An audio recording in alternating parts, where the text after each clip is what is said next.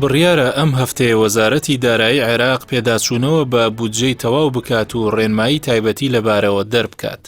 لە سەرەتای هەفتەی داهاتووشەوە دەست بە خەرجکردنی بودجە بکرێت بە پشکی هەرێمی کوردستانیشەوە. فازڵ نەبی بریکاری پێشووی وەزارەتی دارایی عێراق ڕایگەاند ئێستا بودجە لە وەزارەتی داراییە و لەبەرەوەی پەرلەمان دەستکاری زۆری دەق و مادەکانی نێو بودجەی کردووە پێداچوونەوەیەکی باشی دەوێت. بریکاری پێشووی وەزارەتی دارایی عێراق ئاماژەی بەوەش کردووە پەیوەندی بە وەزارەتی داراییەوە کردووە پێیان ڕاگەاندووە لەگەڵ خەرجکردنی بودجە لە هەفتەی داهاتوودا پشکی هەرێمی کوردستانیش خەرج دەکرێت.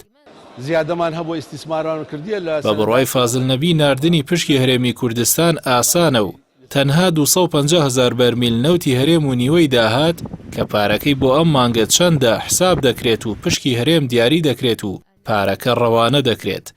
بۆیە وەکو پێشوو کاتی زۆری ناوێت و لە ماوەیەکی کەمدا خەرج دەکرێت. هاوکات باز لە پێگەێنانی لیژنەیەک لەلایەن ئەنجومەنی وەزیرانی هەرێمەوە بە ناوی لیژنەی جێبەجێکردنی بودجە دەکرێت.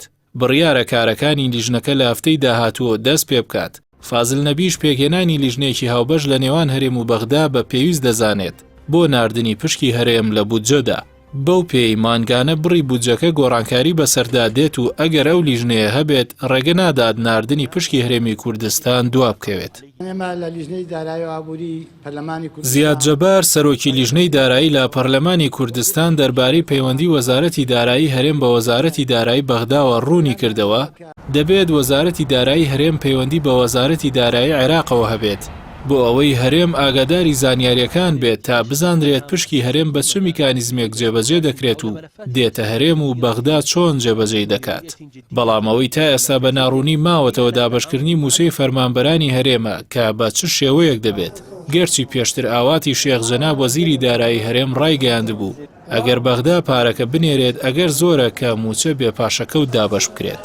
بە پێی دوایین زانیاریەکان کە پەیام لە ئەندامێکی لیژنەی دارایی ئەنجومەنی نوێنەرانەوە دەستی کەوتووە بەغدا چاوەڕێی شاندێکی تەکنیکی دەکات لە حکومەتی هەرێمەوە تا ڕێکەوتنەکان بخرێتە بواری جێبەجێکردنەوە.